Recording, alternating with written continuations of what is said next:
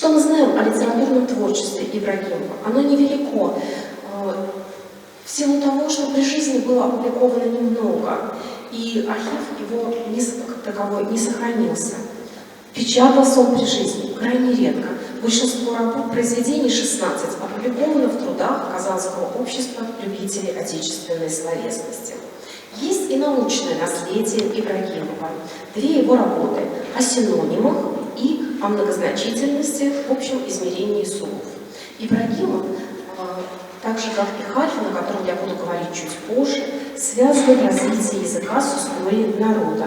Он пишет о путях обогащения языка новыми словами. Вспомните, где-то в то время, начало XIX века, когда бушевали споры о старом и новом слоге. О новом слоге это были карантинисты и шишковисты. Потом Шишков станет министром народного просвещения. Ибрагимов приветствовал новые слова, предложенные русскими писателями вместо иностранных, например, промышленность вместо индустрии. Он предлагал целый ряд эквивалентов иностранных слов, вошедших в русский язык. Например, переворот вместо революция, гражданственность вместо цивилизация. Безусловно, Ибрагимов был воспитателем не только юношей, чьи таланты впоследствии расцвели на литературном поприще.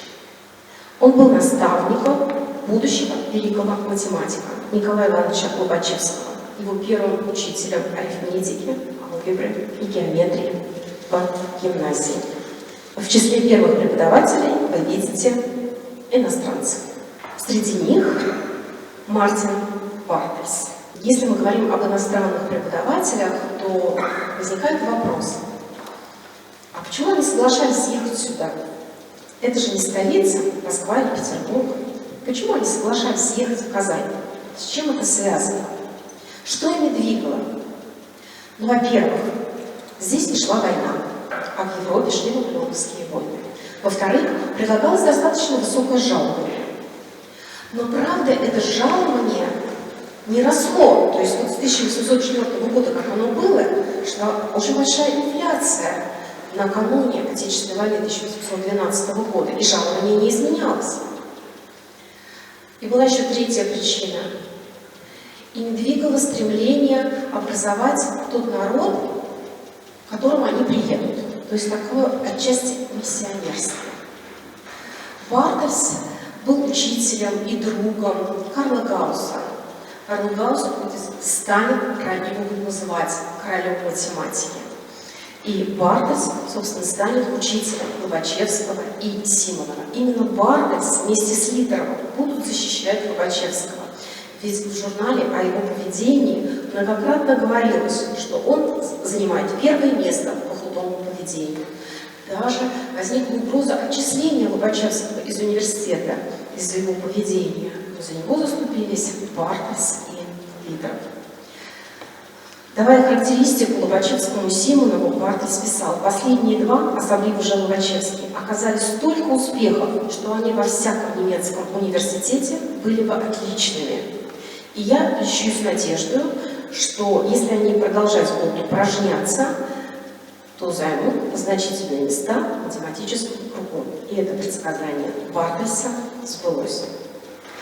В 1808 году Бартельс в своем городе, в Йене, выходившей тогда единственной газете, написал заметку о Казани и о Казанском университете, что его удивляет и что он обращает внимание. Он пишет, что профессорам, кроме окладов, доступны несколько привилегий. Ну, например, бесплатная квартира или премия на размере 500 рублей.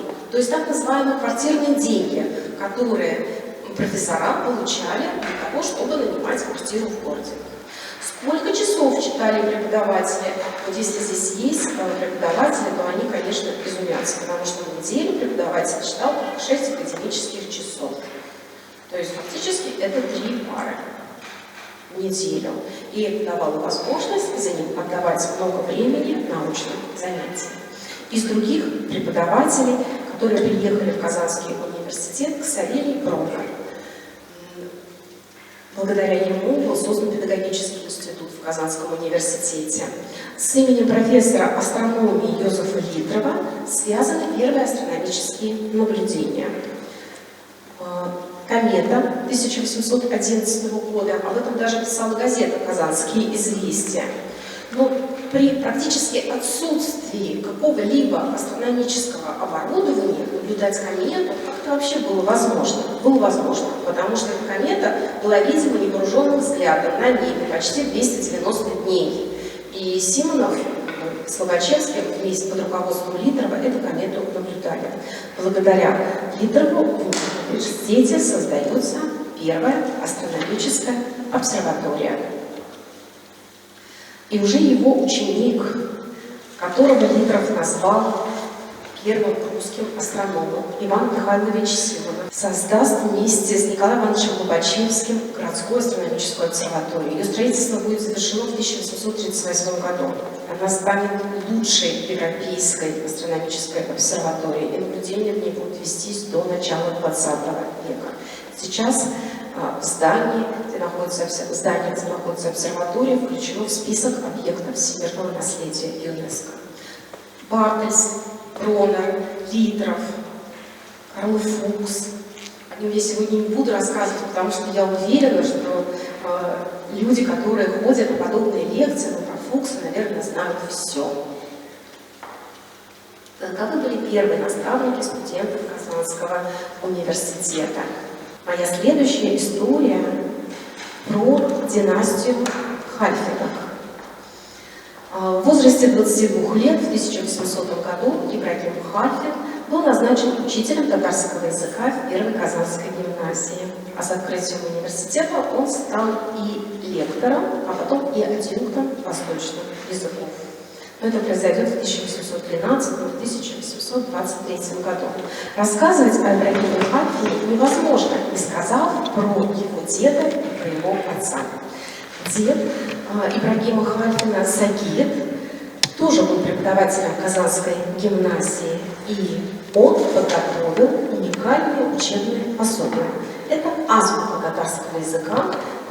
Вы видите ее титульный лист.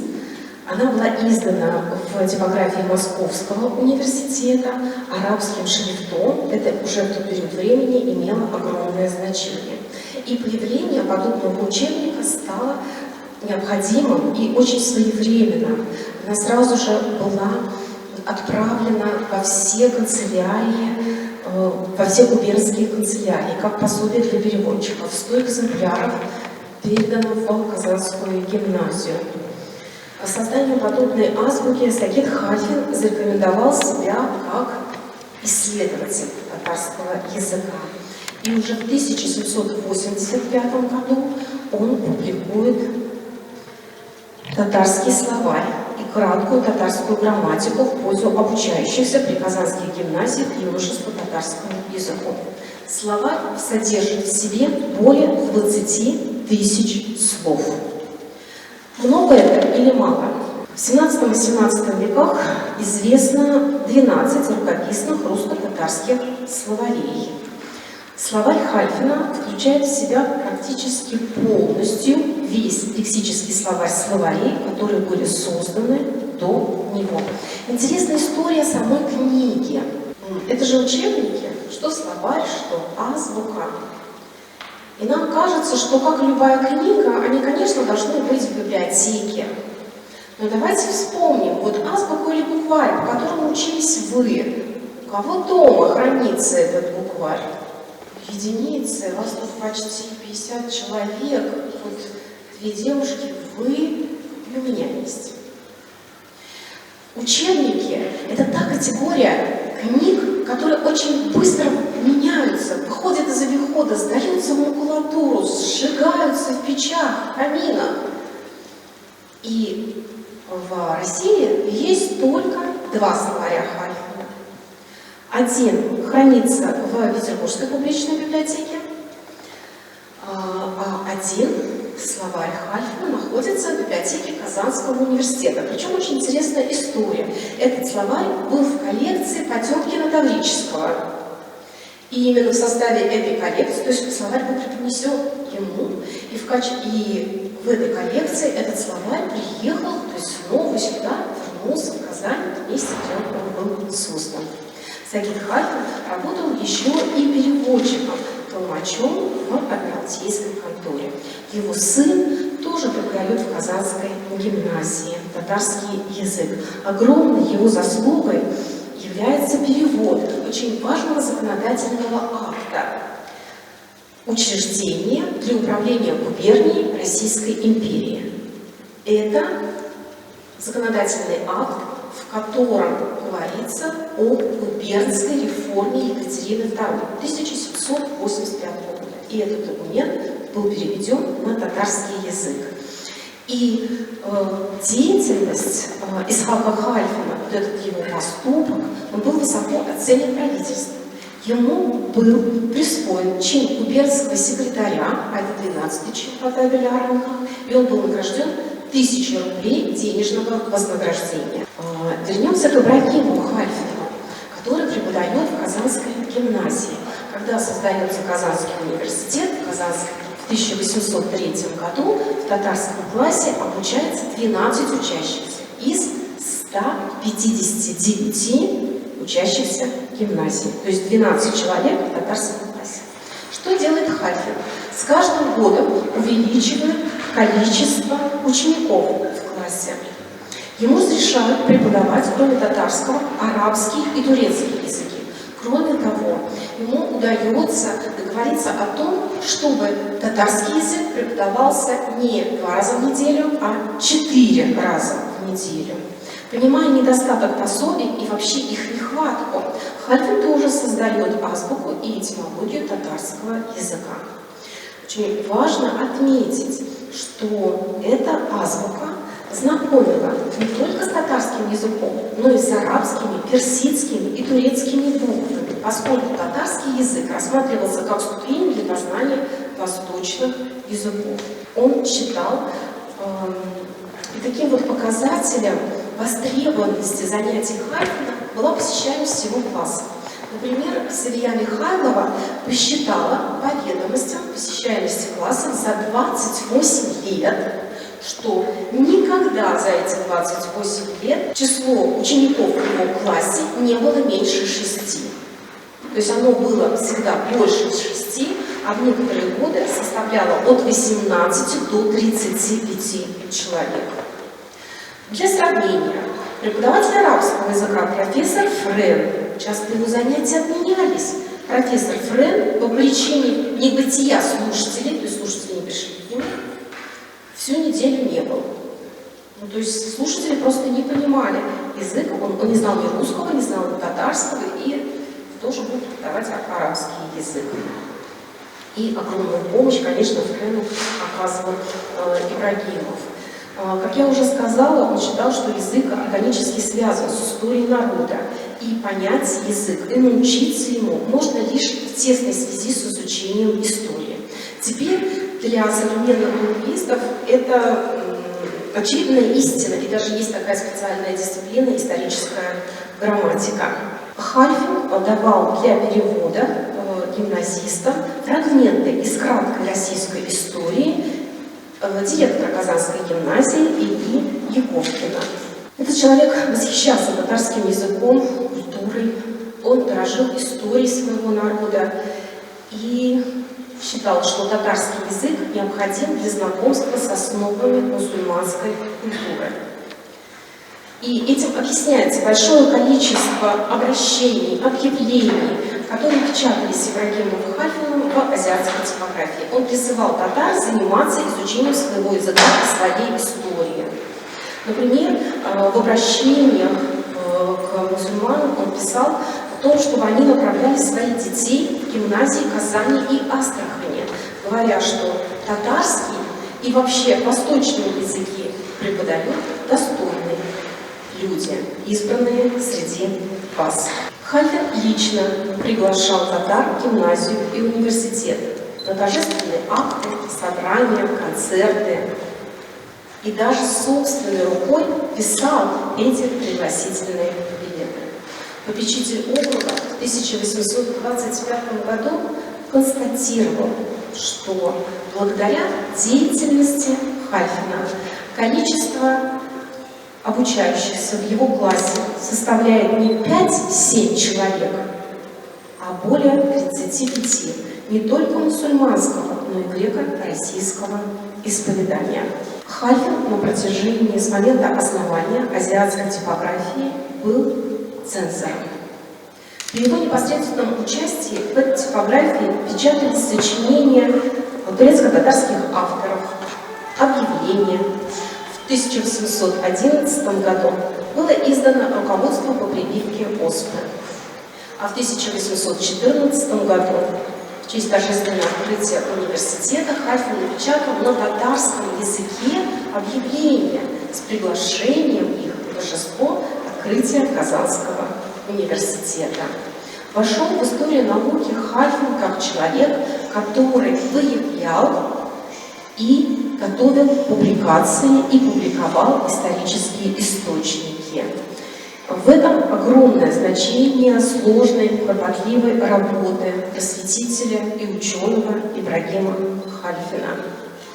Его близким другом, кроме Френа, был и Карл Федорович Фукс.